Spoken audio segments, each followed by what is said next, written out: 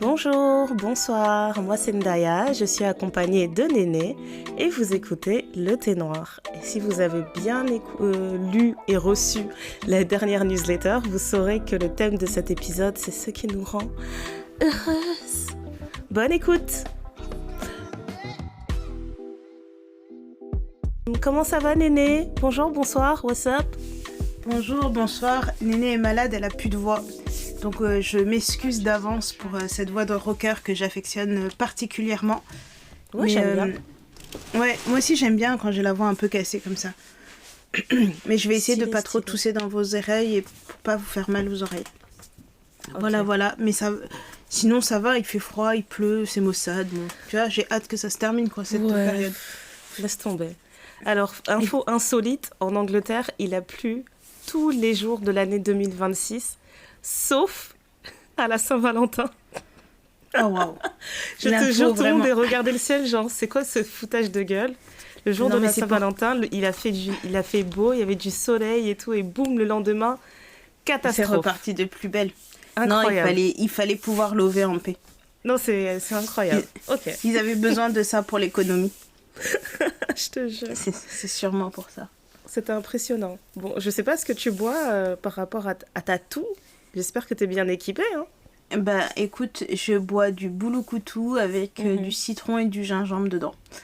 Parfait. C'est vraiment parfait. C'est vraiment beaucoup de citron, beaucoup de gingembre, ça picote, ça chauffe. Franchement. J'espère être guérie demain matin. Dans cette sensation quand tu es malade et tu prends un truc au gingembre, comment ça... Ta gorge, c'est comme si tu crachais du feu. Non, mais déjà, quand je tousse, j'ai l'impression de cracher du feu. Ça fait, je crois, 2 mois que je tousse non-stop. Mais tu sais, des toux improbables. Tu tousses la nuit, ça te réveille, tu te dis, mais je suis pas malade, en fait. Comme un fumeur, quoi. Mais vraiment improbable. C'est bizarre. Et là, des quintes de toux et tout, et je me suis dit, je vais peut-être aller voir le généraliste, parce que qu'on aille voir mes poumons, parce que c'est pas normal que je tousse autant. Et là, ça m'a fait une virgule. Genre, j'ai eu des bouffées de chaleur aujourd'hui, et après, je me suis dit, Et là, ça gratte quand je tousse, etc. Je dis, mais c'est quel virus que mon corps essaye d'expulser? Parce que vraiment... Franchement. Et il essaye de toutes ses forces de l'expulser. Hein. Non, mais vraiment, on dirait un gremlin sur lequel on a mis de l'eau, là. Donc, toute la journée, j'ai passé ma journée à faire... Excusez-moi. Franchement, ça, c'est... Voilà. Oh, doudou. Et toi, ça va comment? Bah ça va. Moi, je me suis fait un petit sirop grenadine. Voilà, parce qu'on a 5 ans. Voilà, exactement. J'ai vraiment fait mon sirop et j'ai dit, parce que j'ai le droit. Voilà, à toute heure du jour et de la nuit. Vraiment comme c'est une moi gamine. En fait, l'adulte. si j'ai pas un sirop grenadine qui traîne, un truc comme ça, je vais pas boire assez d'eau dans la journée. C'est grâce au sirop que je bois assez d'eau. Ah bah voilà.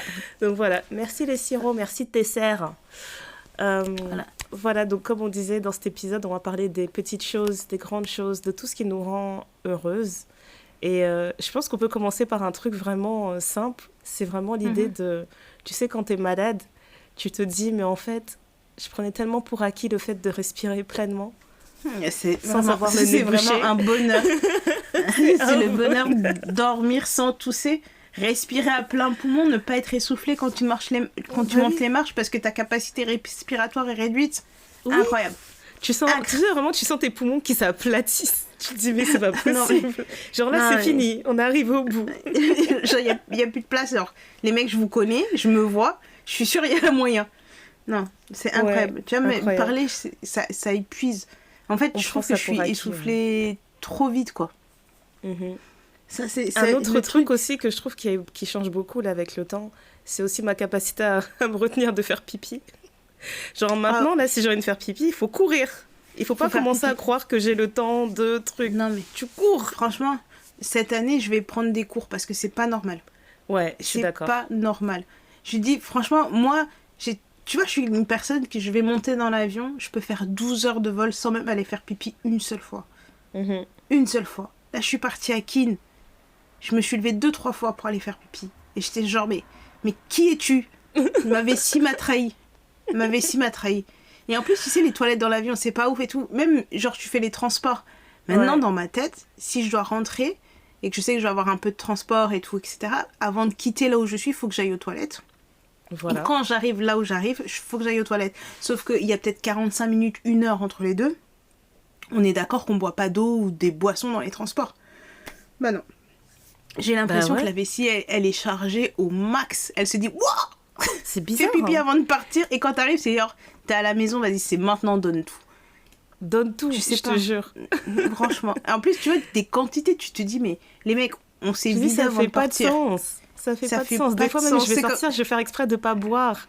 Parce que je sais que c'est risqué. Et malgré ça, j'ai besoin de faire un passage. Non, mais on dirait que le temps de trajet entre mon boulot et la maison, mon corps se dit, c'est maintenant qu'on sort toutes les toxines. Là, vous voyez, elle est en train de s'oxygéner, elle marche, tout ça. Tout ça, ouais. C'est maintenant. C'est le moment.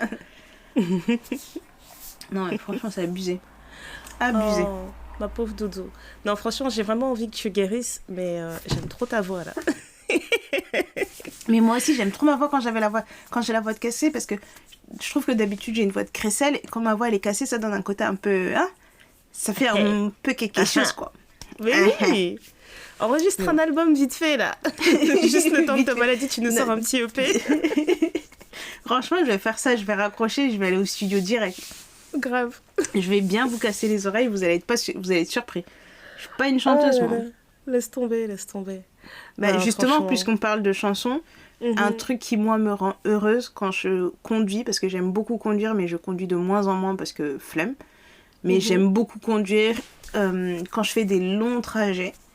J'aime mettre la musique à fond. Mais on dirait que dans ma voiture, c'est la boîte. Donc, tu mets la musique à fond, tu danses au volant et tu chantes à tue-tête. Et tu sens les baffes qui cognent et tout, là? Ouais, et en fait, la dernière fois, je faisais mon trajet parce que j'ai une de mes nièces qui a fêté ses 1 an. Et donc, j'avais un peu de route pour le faire. Et j'ai mis tous mes sons, j'étais en train de danser. Et à un moment donné, je me suis retrouvée dans un bouchon. Et je pense que le mec qui était derrière ou à côté de moi, il a vu que je dansais. Il m'a dépassé, genre, pour me dire « Hey !» Tu vois, j'ai dit « Mais oui, l'ambiance !» C'est la fête ici. C'est grave la fête. Et en plus, je suis toute seule, j'ai besoin de personne. Et après, le truc que je fais aussi en général, c'est que genre 10-15 minutes avant d'arriver à destination, je vais mettre une bonne chanson où tu hurles quand tu la chantes. Genre un Céline Dion, un Adele, un truc vraiment où tu connais les paroles par cœur. Toi, tu fais ça à la fin. À la fin. Tu vois, c'est pour tout lâcher. Et chauffer ma voix, comme ça, quand j'arrive, je suis là, bonjour, ça va? Ouais, ça va, grave, et tout. Tu vois, les vocalises, quoi. Ça déchire. Ouais. Ça déchire. Bah écoute, moi aussi, tu sais, hein, mon grand amour pour la musique, si je commence ça, je ne vais jamais finir. Mais voilà. Ouais, ok, on est bien d'accord. Non, un truc tout bête, franchement, et là, je pense que j'ai atteint mes limites, d'ailleurs, c'est que j'aime bien la pluie. Et je me rappelle quand j'avais dit que j'allais m'installer à Londres, tout le monde me disait « Mais la météo, c'est nul, machin ». Je me disais « Mais moi, j'ai grandi à Lille. Il n'y a pas de grosse différence. Je suis arrivée à Londres, ça ne m'a pas fait un choc, quoi. Ouais. Mais j'avoue que là... Depuis début 2026, je commence à atteindre mes limites. Voilà. Non, parce que vraiment, là, on a été... de soleil. C'est incroyable. Genre, on va entrer dans le Guinness des records. Enfin, qu'est-ce qui se passe? C'est incroyable. Non, mais c'est partout. Apparemment, le début de l'année est un peu mouvementé. Mais il y a beaucoup de choses qui se passent en même temps. Si vous croyez un peu en ces choses-là, il y a le carême, le ramadan... Le nouvel an chinois, tout ça c'est arrivé la même semaine, voire le même jour. T'as toutes ces forces un peu, genre on entre dans l'année du cheval de feu, c'est un moment de renouveau, d'audace, de trucs, machin. Donc apparemment, cette année il va être forte en chamboulement. Mais d'ailleurs, j'ai appris ici que c'est pas le nouvel an chinois, c'est le nouvel an lunaire. Et je sais pas pourquoi en France, on nous fait dire... En fait, en France, on a toujours dit ça, nouvel an chinois.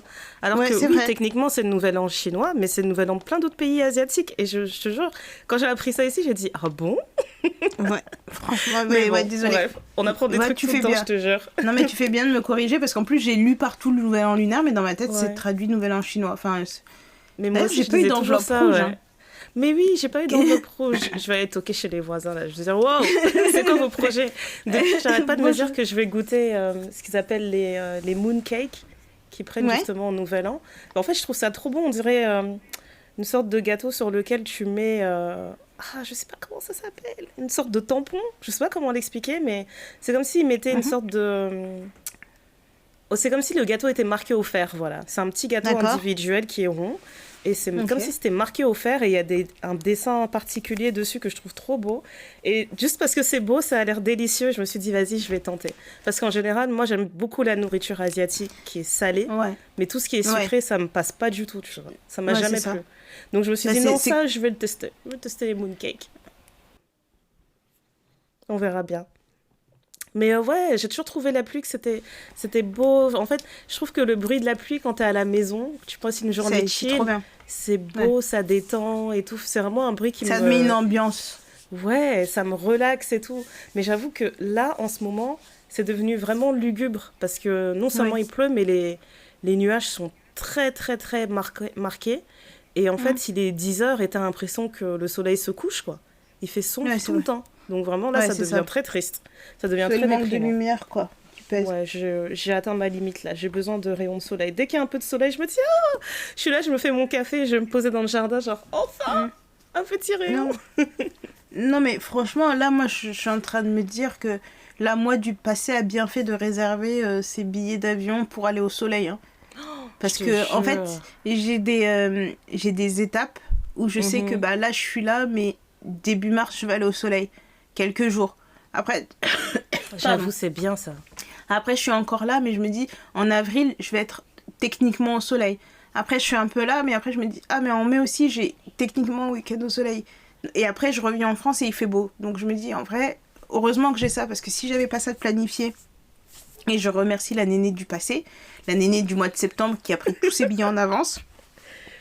Parce que là, vraiment, ça me ravit. Et justement, ça, c'est une autre chose qui me rend très, très heureuse. J'ai une très bonne copine à moi. On aime toutes les deux beaucoup l'Italie. Et tous les ans, on se fait un trip en Italie, toutes les deux. Et l'année dernière, on n'avait pas pu le faire. Donc cette année, quand on s'est vu, on s'est dit, ah oui, il faut qu'on boucle l'Italie. On a booké l'Italie. Entre-temps, on a toutes les deux changé de boulot, machin, etc. Donc c'est un truc qui a été booké depuis très, très, très longtemps. Et justement, comme chaque semaine, j'essaye de revoir un petit peu mon budget. J'essaye d'être une adulte responsable. Je revois un peu mon budget. Je revois un peu les prochaines échéances que je vais avoir. Et là, je vois ce week-end-là. Et je l'ai au téléphone. Je lui dis, en fait, on part dans 3 semaines. On n'est pas du tout. Tu te rappelles Tu t'en rappelles Est-ce que c'est toujours ok? On n'est pas vraiment. Si, on est ok. D'ailleurs, je vais t'envoyer des hôtels, des machins. Voilà. Et en fait, c'est drôle parce que on n'était pas du tout stressés. Et son mec, il supporte pas. Il dit mais vous savez pas où est-ce que vous allez dormir? Il dit, attends, c'est même pas lui qui voyage. Non mais ça le stresse. En fait, pour lui, il faudrait qu'on ait un itinéraire. Sauf que nous, on sait comment on voyage. Ça fait partie des personnes avec qui je sais que je peux partir en vacances, ça va bien se passer. Donc, on sait quand est-ce qu'on part, quand est-ce qu'on décolle, on sait quand est-ce qu'on atterrit, puisqu'on a pris nos billets ensemble. Parce qu'on part chacune d'un aéroport différent. Donc, il faut trouver les vols qui nous permettent d'arriver à peu près en même temps. Donc, ça, c'est ok. Et après, on s'est dit, on va faire un petit peu de ça et un petit peu de ça. Et maintenant, il faut juste qu'on trouve des hôtels dans le petit peu de ça et le petit peu de ça. Et après, on s'est dit, est-ce qu'on loue une voiture ou pas? Je dis, franchement, il y a des trains, il y a des bus. On va faire train-bus. Il y a des trucs plus chiants à organiser, quoi. C'est pas comme si ça allait être une plaie, hein. C'est cool. Franchement, et en plus, même pour manger, on n'est que 2. Donc, tu sais, t'as pas besoin de faire des réservations de malades. On n'est que 2. Donc, on va se perdre dans les rues comme on fait à chaque fois. Et quand il y a un endroit qui a l'air bon, on va s'arrêter pour manger. Voilà. Ouais. C'est vraiment un week-end chill, quoi. Vraiment, 4 jours où on fait rien à part manger, boire et visiter. Avec des lunettes de soleil. Mais je reviens sur un truc que t'as dit qui m'a fait rire, en fait, parce que t'as dit, la nénée du passé. Et en fait, ça me fait trop rire parce que moi aussi, je parle de moi comme ça. Des fois, je fais des trucs et je me dis... Et d'ailleurs, heureusement, t'as fait ça hier. Parce qu'aujourd'hui, là, je dis merci la Ndaya d'hier parce que j'aime trop faire ça. Ou même des fois, j'ai la flemme de faire un truc et je me dis, non, Ndaya de demain, elle va te remercier. Franchement, fais-le. Ouais, fais-le. Et le lendemain, je me dis, ouais, elle avait raison. Non, mais c'est ça. Mais c'est exactement la même chose que je me dis quand je prépare... Parce que, je sais pas, depuis le début de l'année, je prépare ma nourriture pour le lendemain au travail. Je fais ma petite gamelle. Et en fait, à chaque fois que je viens avec ma gamelle au bureau et que je vois le temps dehors, je me dis, heureusement, je me suis fait à manger, j'ai pas besoin de sortir à chercher un truc. Parce que quand tu as commandé, ça te coûte forcément plus cher parce que le mec, il vient te livrer. Ouais.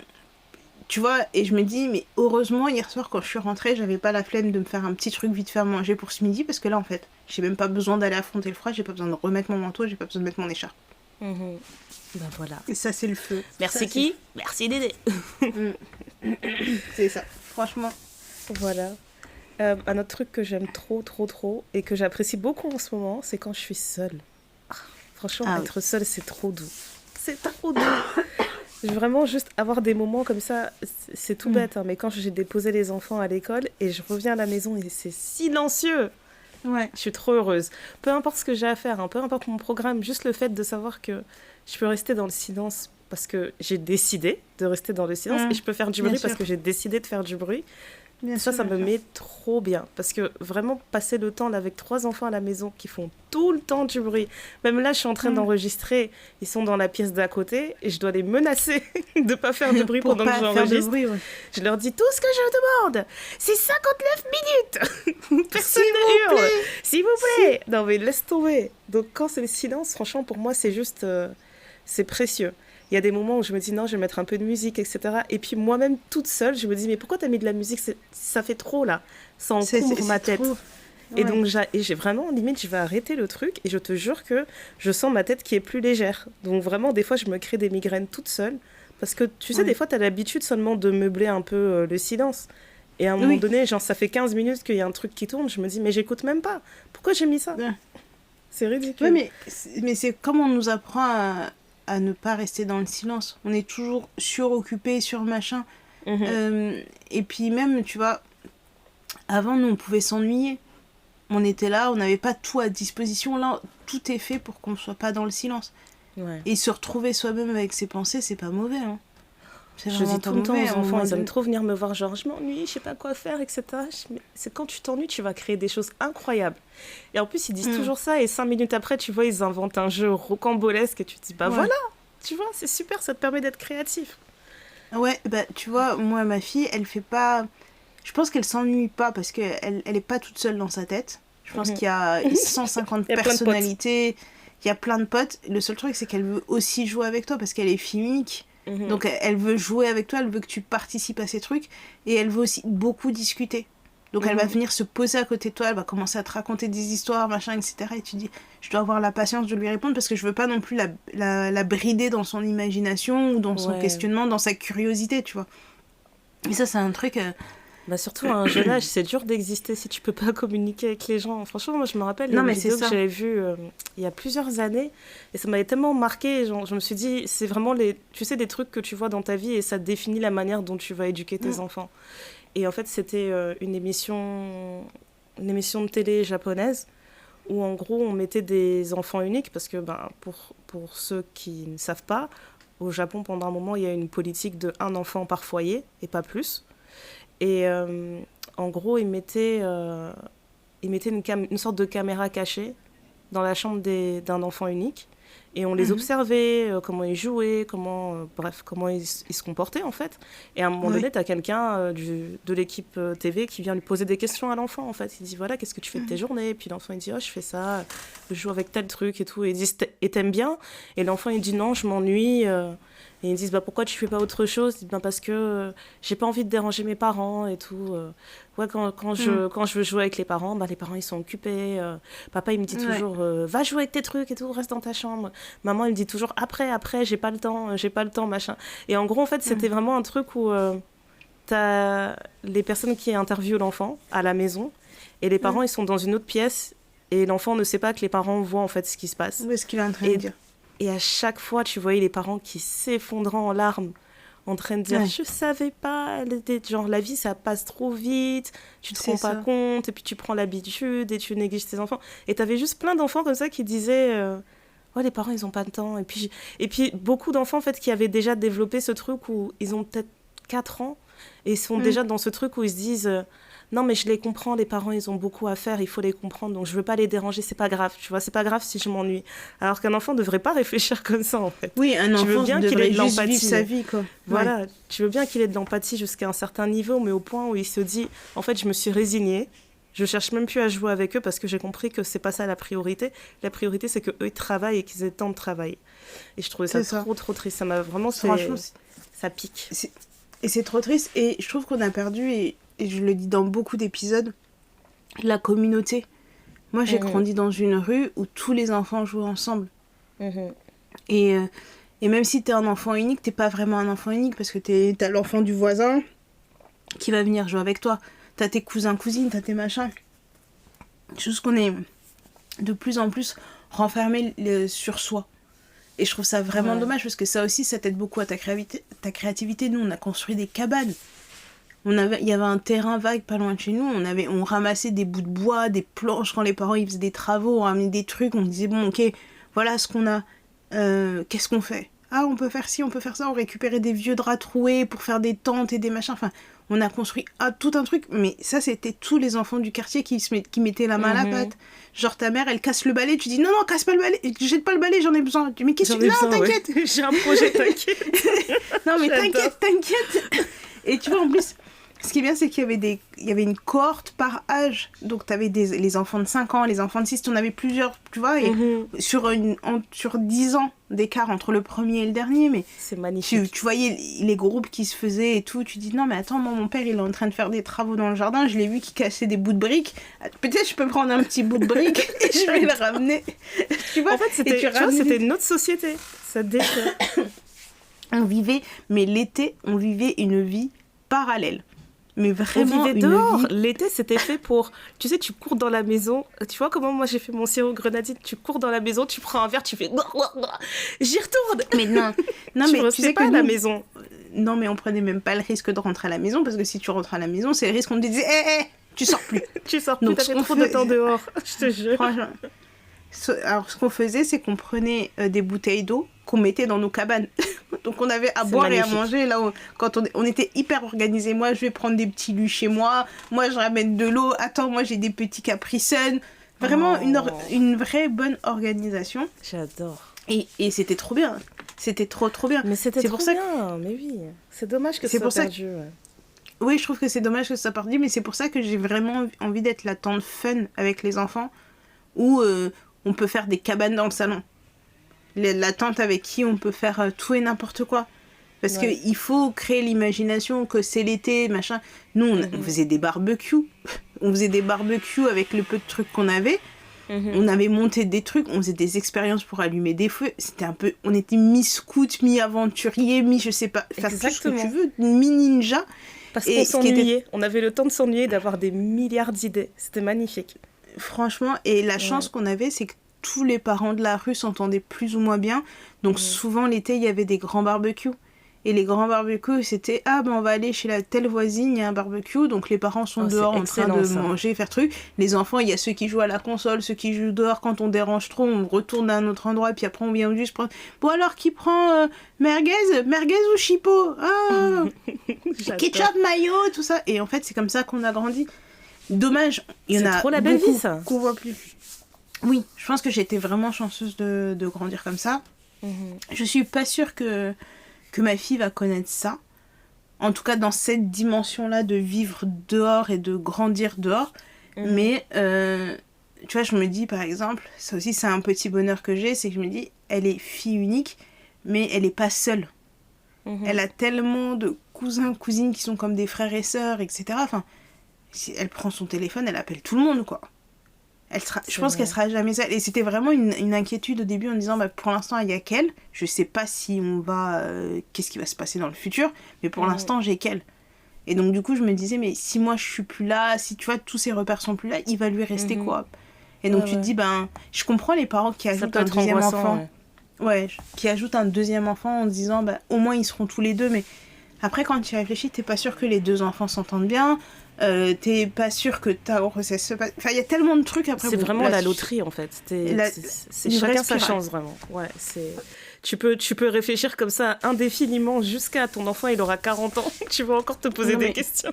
Non, mais c'est ça qui est horrible. Ouais. Laisse tomber. Donc, en fait, tout se justifie après. Et je me suis dit, non, écoute, la seule chose qu'on peut faire, c'est lui offrir la possibilité d'imaginer, de vivre son enfance pleinement. Mais vraiment comme une enfant, tu vois. Et le reste, on verra après, tu vois.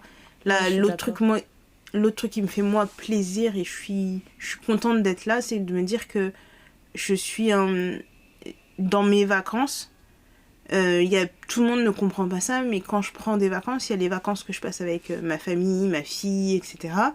Il y a les vacances les moments que je passe seule et les moments que je passe avec mes amis. Et pour moi, c'est hyper important de pouvoir dissocier tout ça parce que c'est pas le même genre de vacances. Donc tu vas te faire un week-end avec les copines, vous allez faire la fête, vous allez discuter, vous allez être vraiment dans votre truc et tu as le temps de te concentrer là-dessus. Quand je suis en famille, c'est pas le même genre de vacances, tu vois. On ne reparle pas de l'épisode où je suis rentrée épuisée. Et... J'allais pas en parler. Mais tu vois, d'avoir cette possibilité de me dire que je peux séparer mes vacances, mais faire à chaque fois des choses qui sont nécessaires à mon épanouissement. Oui. Et je trouve que c'est vraiment, vraiment une chance parce que je me dis, les gens autour de moi comprennent ça. Tu vois, je vois, y a des gens qui font tout le temps, tous ensemble. C'est toujours le même groupe de personnes qui va partout. Moi, j'ai besoin d'avoir un peu de séparation et j'ai la chance aussi d'avoir un entourage qui accepte le fait qu'il y a des moments où j'ai besoin d'être seule. Donc, il n'y a personne qui va paniquer si je suis pas là.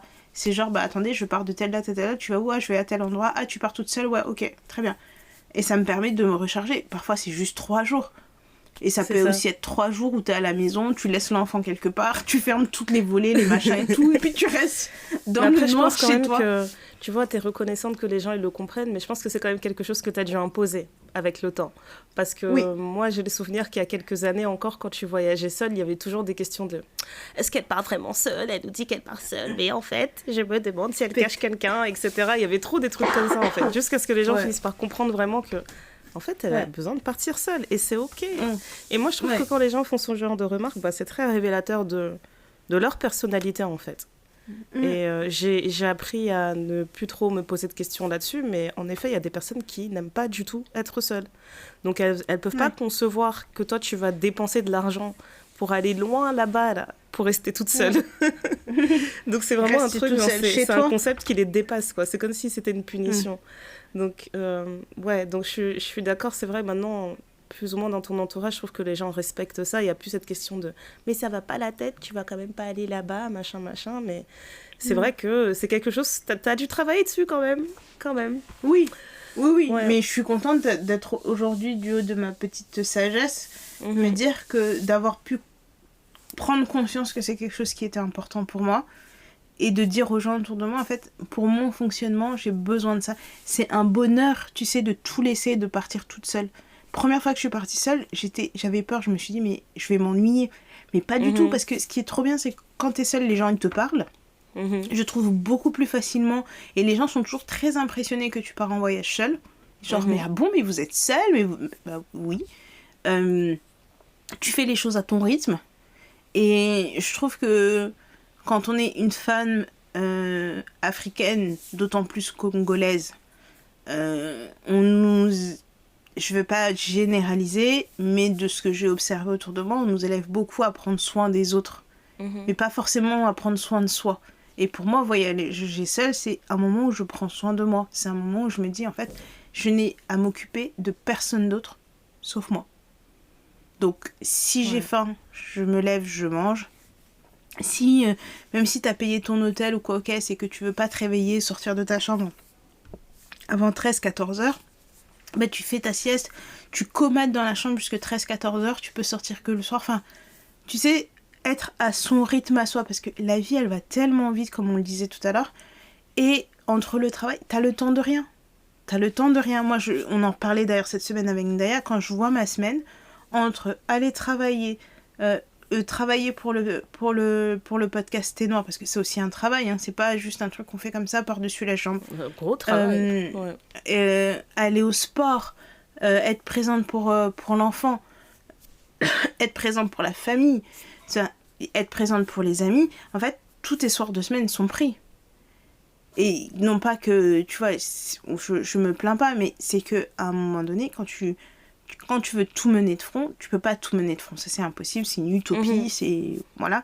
Mais quand tu veux être présente et impliquée, ça te demande une logistique.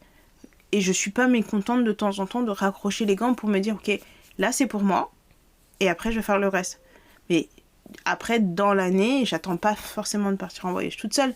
Mais juste par exemple d'aller au sport, c'est pour moi que je le fais. Parce que ça me fait plaisir, parce que dans cet espace-là, il n'y a que moi. Mais je trouve que c'est quand même... ça fait partie d'un de mes petits bonheurs de pouvoir compartimenter mes sorties, annuelles, cool. Mes petites vacances, quoi. Franchement, non, je trouve ça excellent. J'avoue que je l'ai toujours pas fait. Je pense que... Je sais pas si j'arriverai à faire un truc plus long que 48 heures en voyage. Je suis curieuse de ça parce qu'au final, je trouve toujours un moment dans la journée pour être seule. Oui. Je vais souvent organiser ma journée pour être seule pendant, je sais pas, 3-4 heures dans la journée où je suis quelque part, on m'embête pas, personne me connaît, etc. C'est super. Ouais. Mais je sais pas si je suis prête encore à faire un voyage, vraiment aller loin et tout. L'idée d'aller rejoindre quelqu'un, ok. Mais partir seule et rester seule tout ce temps, en fait, je sais pas si je suis encore prête pour ça. Ouais. Mais j'aime beaucoup l'idée. J'aime beaucoup l'idée. Je pense qu'un autre truc j'allais dire surtout qui me détend, mais au final, ça rend heureux, tu vois, quand t'es détendu, c'est de pouvoir créer des choses. Parce qu'au début, quand je réfléchissais à l'épisode, je me disais, je pense que ça me rend... je pensais que dans la liste, j'allais mettre la peinture. La peinture, ça me rend heureuse, ça me détend, etc. Mais en fait, c'est pas que la peinture, parce que déjà, la peinture, ça me rend pas toujours heureuse. Il y a des fois, je suis en train de peindre sur un truc, et limite, j'ai envie de pleurer en même temps, parce que j'ai l'impression que ce que je fais, ça progresse pas, ou genre, j'ai mal mélangé les couleurs, et je me dis, ça ressemble toujours pas à ce que j'avais imaginé dans ma tête, j'ai fait n'importe quoi, j'ai gâché du temps, gna gna gna. Ou alors, des fois, juste l'idée C'est un processus, quoi. C'est vraiment un processus. Ça peut être, tu vois, peut-être que je vais peindre pendant 4 heures, mais les 3 premières heures, je vais dire c'est moche, c'est nul, je vais tout détruire. Et la 4e heure, là, juste la dernière heure, je me dis ça commence à ressembler à quelque chose, c'est super. Donc la dernière heure, je l'aurais apprécié, mais ça reste quand même une session de torture. Mais je pense que c'est juste l'idée de créer des choses. Là, par exemple, j'ai pas peint depuis décembre, je crois. Mais par contre, j'ai beaucoup dessiné. J'ai fait énormément de sketchs de ce que j'aimerais peindre prochainement. Et en fait, je pense que c'est le processus de création que j'aime beaucoup. J'aime beaucoup l'idée de me dire j'aimerais bien faire un truc comme ça. Je me demande si je peins sur du bois, ça va donner quoi. Et tu vois, genre, je cherchais sur quel bois je vais peindre, avec quelle couleur, avec quel truc. Donc, tout le processus de recherche autour, là, ça va être super. Pas forcément le fait de me mettre sur ma toile à un instant T et commencer le projet. Donc ça, je le retrouve dans la peinture, mais je le retrouve aussi, tu vois, comme je te dis, travailler sur le podcast. Il y a plein de moments où on est là, on cherche des nouvelles idées, etc. Et c'est grave intéressant, en fait, parce que là, en fait, nous...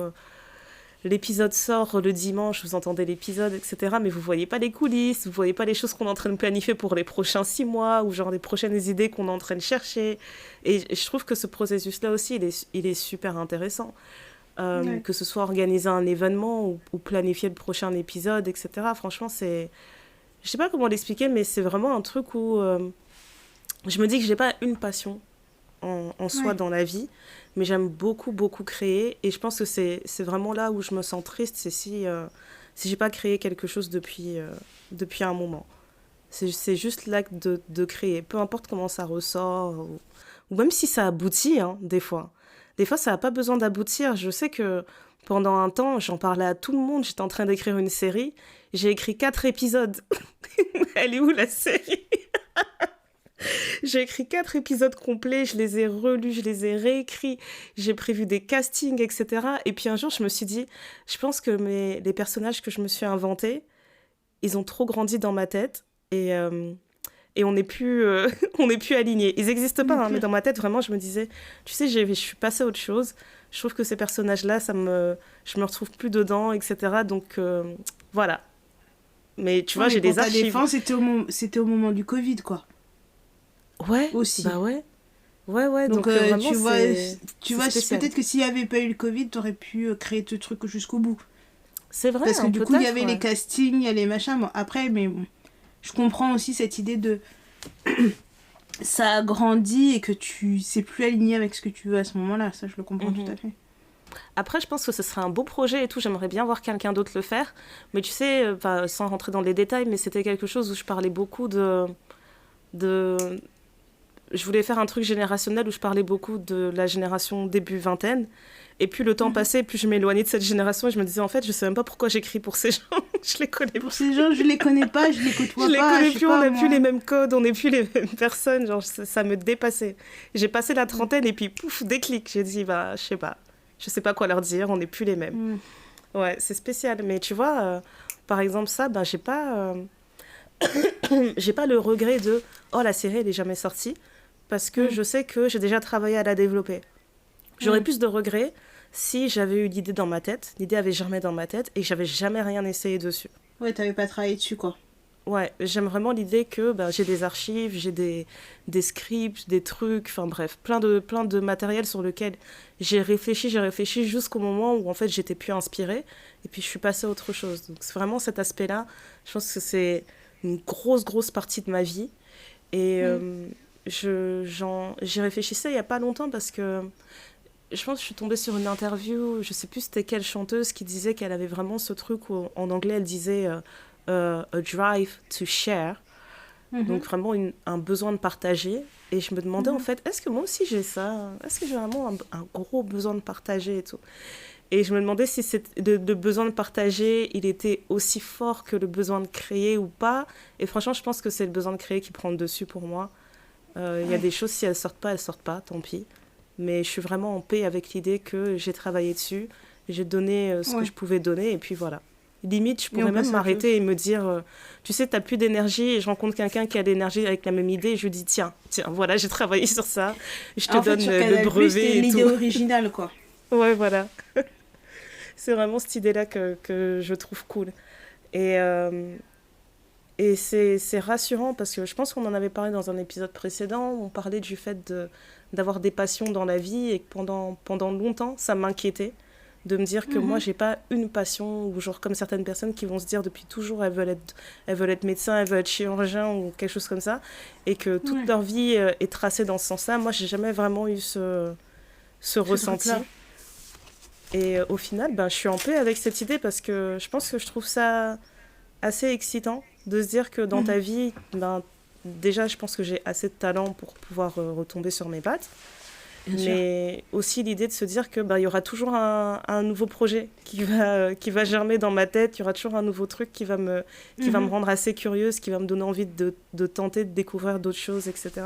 Donc ça, c'est vraiment le core, c'est vraiment le noyau de ce qui me rend heureuse. Ouais. Non mais c'est cool. Là, j'en reparlais aussi avec toujours en préparation de l'épisode, parce que finalement les conversations qu'on peut avoir juste toi et moi ou avec les gens en général, ça nourrit aussi beaucoup ce qu'on peut dire dans le podcast. Et quand tout à l'heure je disais que j'étais très fière parce que j'amène mes gamelles au travail maintenant le midi, c'est dans un souci budgétaire, parce que j'ai envie aussi d'arrêter de dépenser mon argent n'importe comment. Je me dis que je suis une surtout adulte à Paris.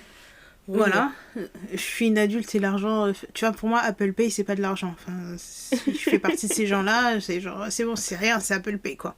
Ouais. Donc même juste la carte bleue c'est pas du vrai argent, donc j'ai plusieurs niveaux de déni sur mes dépenses, mais c'est surtout que là, tu vois, ce qui me rend heureuse par rapport à ça, c'est pas tant le fait de tu rentres du travail, tu penses à ta gamelle du lendemain, etc., mais c'est le fait de cuisiner, parce que vraiment quand je cuisine, c'est là où j'organise mes pensées.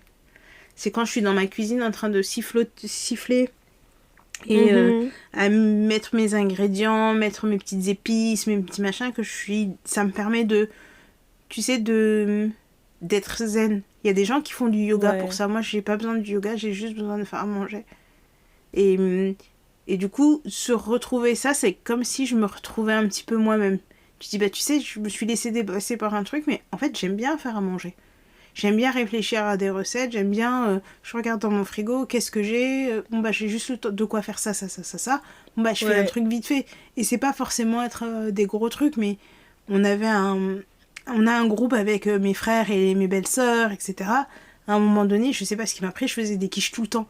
Mais tout type de quiches. Oui, et ben mon frère, il m'a envoyé une photo de lui aussi qui faisait une quiche, quoi. Il s'est dit, bah voilà, sauf que lui, il a fait sa pâte maison. Bah, je suis désolée, j'ai pas eu le temps de faire ma pâte maison. Ça commence à devenir compétition. Genre, toi, t'as pas fait ta pâte maison et t'appelles ça une quiche. Voilà. Mais tu vois, c'est des trucs tout bêtes comme ça parce que tu dis, mais j'aime tellement faire à manger, j'aime tellement recevoir, mais je reçois si peu finalement. Tu vois, c'est de me redire que bon, bah voilà, là, c'est le moment où je me remets dedans, quoi. Et tu vois, c'est comme tout, comme tu parlais de tes passions, des trucs comme ça, il y a des choses avec lesquelles t'es très en phase, et puis t'as des choses avec lesquelles tu l'es un petit peu moins. Et c'est vrai que j'aime beaucoup la photographie, j'aime beaucoup écrire, j'aime beaucoup faire à manger, etc. Mais parfois j'ai l'impression que je peux pas tout faire en même temps. Donc je vais avoir mes périodes de temps où je vais être plus dans la photo, je vais avoir les périodes de temps où je vais être plus dans la lecture, des périodes où je vais être un peu plus dans l'écriture, des périodes où je vais être un peu plus dans la cuisine.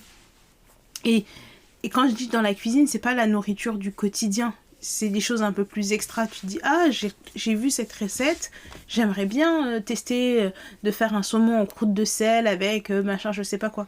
Là, pendant les périodes de Noël, je voyais partout le saumon gravlax. Et j'ai vu que des recettes de saumon gravlax en me disant, peut-être que l'année prochaine, je vais en faire un, tu vois. Oui. Donc c'est toutes ces petites choses là où t'as la curiosité. Moi je sais pas, j'ai je ne sais combien de livres de cuisine. Là si tu m'emmènes à la Fnac, je dévalise tout entre la lecture, les livres de cuisine et les trucs un peu d'aventure, un peu extra. Enfin les enquêtes policières et tout. Enfin je peux sortir de là avec 20 livres. Et je trouve ça dommage que tu vois t'achètes tout ça et tu t'en sers pas. Parce qu'en fait, c'est ça mes passions. Je suis curieuse d'apprendre.